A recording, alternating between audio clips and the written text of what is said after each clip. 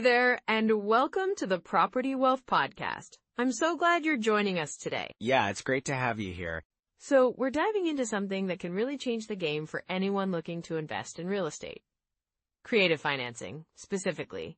Seller financing secrets. That's right. A lot of folks might not realize how powerful seller financing can be. It's like having an extra tool in your investing toolbox, you know? Exactly. And it's especially useful if you're looking to build wealth for the long term. We'll be sharing some practical tips on how to approach seller financing, what to look for, and even some common pitfalls to avoid. Plus, we'll discuss real-life examples that can help clarify how this actually works in practice. And we'll also touch on how to create win-win situations for both you and the seller. Yeah, that's so important, right? It's all about building relationships and finding solutions that benefit everyone involved. Absolutely. So if you're ready to explore how seller financing can open up new doors for your real estate journey, let's jump right in and uncover some of those secrets. sounds good to me.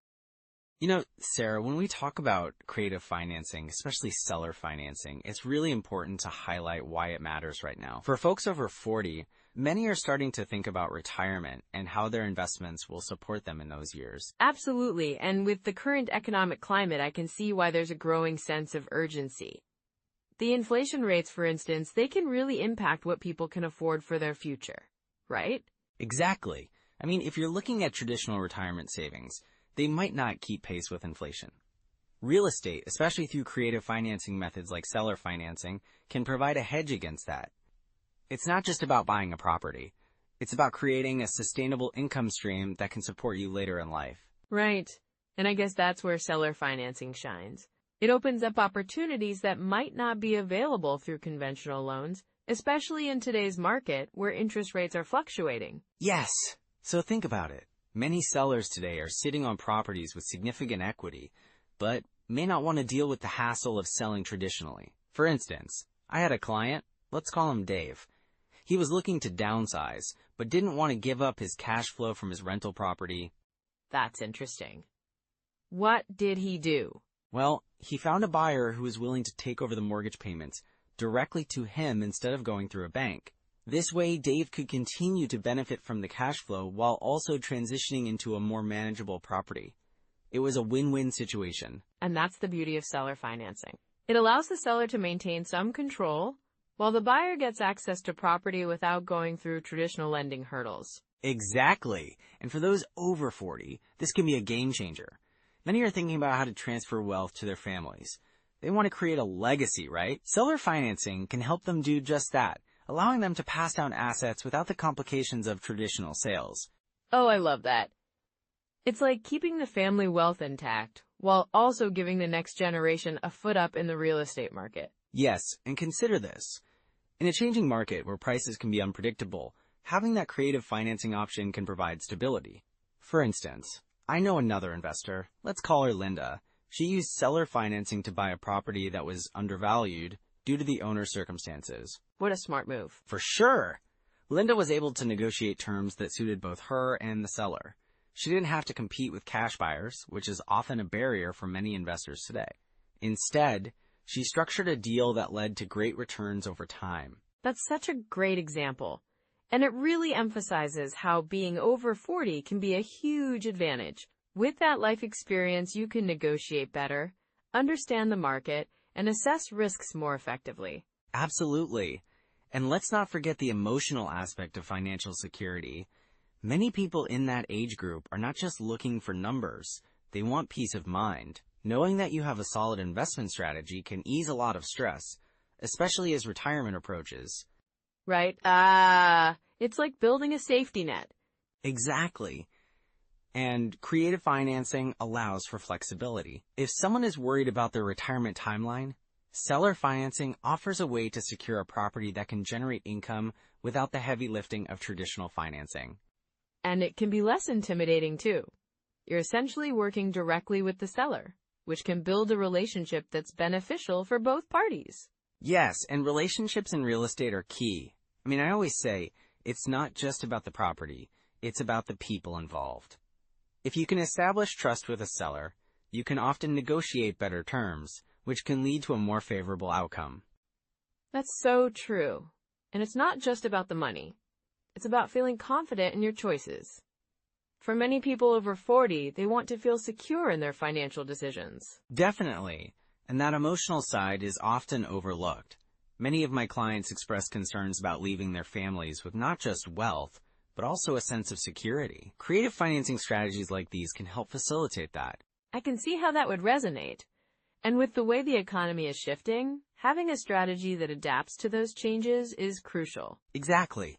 And as we transition into discussing core strategies, it's important to think about how seller financing not only empowers you as an investor, but also provides options for sellers who might be feeling stuck. Right. It's about creating opportunities on both sides. So let's dive into those core strategies that can really make a difference in utilizing seller financing effectively. So Sarah, when we talk about creative financing, one of the most popular methods is seller financing. It's a great option, especially for those looking to invest in properties without going through traditional mortgage routes. Right, I've heard a lot about that. But can you break down how it actually works? Sure. In a seller financing arrangement, the seller acts as the bank. Instead of the buyer getting a loan from a bank, they make payments directly to the seller. It's often more flexible, and the terms can be negotiated. That sounds interesting. So what kind of terms should someone expect? Typically, you might see a higher interest rate than a traditional mortgage, but a lot depends on the seller's situation. For instance, if they're motivated to sell quickly, they might offer more favorable terms. So let's say I find a seller who's open to this. How do I determine what a fair interest rate would be? Good question. A common rule of thumb is to look at the current mortgage rates and add a percentage point or two to account for the risk. For example, if the market rate is around 4%, then something between 5% to 6% could be a good starting point. And what about the length of the loan? Are we talking about 15, 20, or even 30 years? It can really vary. Many seller finance deals are structured as short-term loans, like 3 to 5 years, which is often followed by a balloon payment at the end. This means you'd have to refinance or pay off the remaining balance at that time. That makes sense. So let's say I'm interested in a property listed for $300,000. How would I evaluate if seller financing is a good idea? A solid approach is to use the 1% rule. This rule suggests that the monthly rent should be around 1% of the purchase price. So for a $300,000 property, you want to aim for around $3,000 in monthly rent. Okay, but what if the rent is lower? If the rent is lower, you might need to negotiate the purchase price down, or look for properties that can increase in value through improvements. It's all about finding that balance. Got it. And what about the 50% rule? I've heard of that too. Ah, yes. The 50% rule is a quick way to estimate your operating expenses. Basically, you assume that about 50% of your rental income will go towards expenses. So if you're bringing in $3,000 a month, you'd budget $1,500 for expenses. That's super helpful. And what kind of expenses are we talking about? Well, you've got property taxes, insurance, maintenance, and potentially property management fees if you hire someone. You know, it's important to factor in everything to get a clear picture. Makes sense. Now let's talk about evaluating deals. What checklist do you suggest for a new investor? A simple checklist could include 1. Months train, location, asterisk. Is it in a desirable area? 2. Property condition, asterisk. What repairs are needed? 3. Have market trends, asterisk, dash. Is the market appreciating or declining? 4. Cash flow, asterisk. Will the property generate positive cash flow? 5. Exit strategy, asterisk. What's your plan if things don't go as expected? That's a solid list. And once I've found a potential property, how do I approach the seller about financing? I'd recommend starting with a conversation about their motivation for selling. Once you understand that, you can present the idea of seller financing as a win-win situation. Right. If they're in a hurry to sell, that could be a great angle. Exactly. And make sure to be transparent about your intentions. It builds trust, and they might be more inclined to negotiate terms that work for both of you. So let's say we've got a deal going. What are some financing options if seller financing isn't available? Well, there are other creative options, like lease options, where you lease the property with an option to purchase later. Then there's also hard money lending, which is a short-term loan secured by real estate. I see. And what's the catch with hard money lenders? Typically, they charge higher interest rates and have shorter repayment periods, so it can be a good option for flipping properties, but might not be the best for long-term holds. Right, something to keep in mind. Now, what about different property types? Are there certain ones that work better for creative financing? Absolutely. Single-family homes are often easier to finance creatively because there's usually less competition. Multifamily units can also be great, as you can generate more income, but they might come with a bit more complexity. Got it.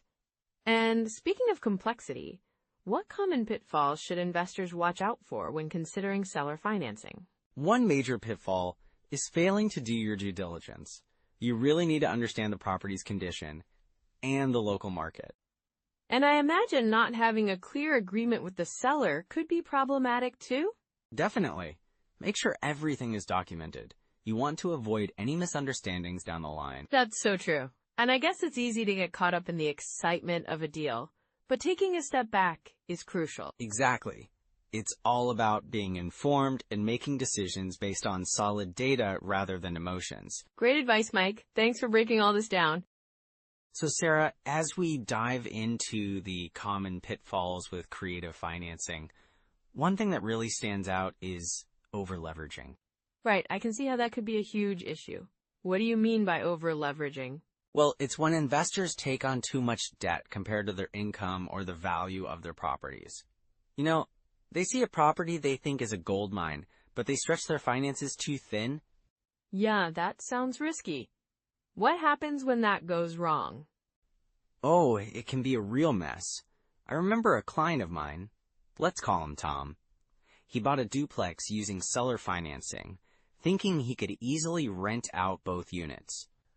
But he over-leveraged himself, borrowing more than he could comfortably manage.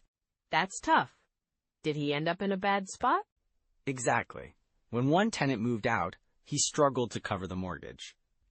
He hadn't accounted for how long it might take to find new tenants, or the costs involved in getting the property ready to rent again. So it's not just the purchase price, it's all those other costs that can add up, right? Right, and that leads us to another pitfall, bad tenants. You know, the ones who might seem perfect on paper but turn out to be a nightmare. Oh, I can imagine. What are some red flags investors should look for when screening tenants? Well, inconsistent income or a history of late payments can be huge warning signs. I had another client, let's call her Lisa. She rushed to fill her vacancy and didn't do proper background checks. What happened with Lisa? The tenant ended up skipping rent payments, and when Lisa finally tried to evict, it took months, a lengthy legal process that drained her financially and emotionally. Oof, that sounds stressful. It really was. And it's so important to take your time with tenant selection. A good tenant can make all the difference in your cash flow. Which brings us to cash flow, right? Ignoring it can really sink an investment. Absolutely. Cash flow is king, especially in real estate. You can have a property that looks great on paper, but if it's not generating positive cash flow, you're in trouble. Any examples of that? Sure. I knew an investor who bought a property in a rapidly developing area, thinking he'd score big. He was so focused on the appreciation potential that he overlooked the monthly cash flow. Did he end up regretting that? Yes, he did. The property had high vacancy rates and his operating costs were through the roof. He ended up losing money every month, which was a shock for him. Wow. It sounds like timing the market can also trip people up. For sure. Investors often think they can time the market perfectly. But the reality is, it's unpredictable. A friend of mine, let's call him Jake. He jumped in during a hot market, fully expecting prices to keep climbing. But they didn't, did they? Nope, the market corrected, and he found himself with a property worth less than what he paid. He couldn't sell it without taking a loss, and he was stuck. That's such a tough lesson to learn. It really is, and that's where understanding market cycles and doing your homework comes in. You want to know the local market trends, and not just rely on hype. Absolutely. Speaking of being prepared, what about hidden costs? Hidden costs can really catch investors off guard. Things like maintenance, property taxes, or unexpected repairs. They can add up quickly. Can you share an example? Sure. I once had a client. Let's call her Karen. She bought a property that seemed to be in good shape, but after closing, she discovered it needed a new roof. Yikes! That's definitely not something you want to find out after buying. Exactly. It turned out to be a significant expense that she hadn't budgeted for. It's vital to do a thorough inspection and have a reserve fund for these unexpected costs. So what's the takeaway here? How can investors avoid these pitfalls? First, always do your due diligence. Understand your financial limits and stick to them. Don't stretch yourself too thin. That makes sense. And tenant screening is key, right? Yes, take your time with it. Look for reliable tenants and don't rush into a decision. And keep a close eye on cash flow. Every property should be evaluated based on its ability to generate income. And don't forget about market timing. Exactly. Stay informed and don't let excitement cloud your judgment. Lastly, always budget for hidden costs. A reserve fund can save you a lot of headaches down the line. Great advice. It sounds like the key is preparation and awareness. Absolutely. If you can spot those red flags early and be proactive, you'll be in a much better position. So what's the next step for someone who might feel overwhelmed by all this? Well, start by educating yourself. Read up on real estate investing, attend workshops, and connect with other investors. Surround yourself with a solid team of professionals. That's a great idea. And make a plan. Outline your investment criteria and stick to your strategy, even when the market gets tempting. Perfect. That sounds like a solid approach to building long-term wealth through real estate. Exactly. It's all about being smart and strategic, rather than letting emotions take over. Well, thanks for sharing all these insights, Mike. My pleasure. It's great to help people navigate these challenges. And I'm sure our listeners appreciate it too. I hope so. All right, so let's talk about some immediate steps that our listeners can take right now to dive into seller financing. I think starting with a checklist can be super helpful, right? Absolutely. A checklist gives you that tangible starting point. So what's the first thing you'd recommend? Well, first off, I'd say get familiar with the concept of seller financing if you haven't already. Maybe pick up a book or listen to a podcast on the topic. I really like the book on managing rental properties by Brandon Turner. It covers a lot of ground, including creative financing. That's a great suggestion. And there are so many podcasts out there too. One that really breaks it down is Bigger Pockets Podcast, right? Yeah, for sure. They have tons of episodes focused on different aspects of real estate, including creative financing strategies. Okay, next up, I think it's important to analyze some deals, even if it's just one a week. Right. And you don't need to jump into anything big at first. Just get comfortable analyzing the numbers. You could use the Bigger Pockets calculator or Deal Check. Both are really user-friendly for this. Exactly. With those calculators, you can plug in the numbers for potential properties and see how seller financing would work in each scenario. It's a great way to get your feet wet. And don't forget about local resources, like the MLS or local real estate investor meetups. Connecting with people in your area can be invaluable. Yes! Networking is key. You never know when someone might have a lead on a seller finance property or even be willing to share their experiences. Plus, it's a good way to learn from others who've been in the trenches. And for those who might feel a bit shy about joining a meetup, maybe start online. There are plenty of Facebook groups or forums focused on real estate investing, where you can engage with others, ask questions, and learn. Definitely. And speaking of online tools, have you checked out Rentometer? It's super handy for analyzing rental prices in specific areas. Oh, that's a good one. It really helps you get a sense of the market value. And for those considering rental properties, knowing what's typical in the area can really help with negotiations. Right. Understanding the market is crucial. And if you're seriously considering a property, it might be worth getting access to your local MLS. That way you can see listings as they come up. For sure. And if you don't want to dive into the MLS right away, just keep an eye on Zillow. See what properties are available and how long they stay on the market. It gives you a feel for what's happening in your area. Yes, and that leads to a habit you could start right now. Just set aside some time each week to browse listings. Maybe even set alerts for properties that catch your interest. That's a great idea. It keeps you engaged and informed without feeling overwhelming. And if you find a property that looks interesting, you can start thinking about how seller financing might work for it. Exactly. And as you get comfortable with the numbers and the local market, you can start reaching out to sellers directly. Maybe even consider some creative offers. And remember, this is all about starting where you are. You don't have to have it all figured out at once. Just take small steps forward, and you'll build that confidence over time. That's so true. And don't hesitate to reach out to experienced investors for advice or mentorship. Most people are more than willing to help if you just ask. Yes, and leveraging social media to connect with those investors can make a big difference. It's all about building your tribe. So, those are some practical first steps. Now let's bring this all together.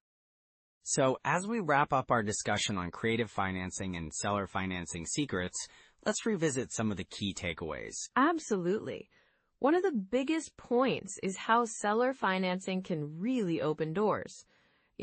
Especially for those looking to invest without going through traditional lenders. Right, and it's essential to understand the terms. Negotiating those terms can really make a difference, like interest rates and repayment schedules. It's all about finding a win-win for both parties.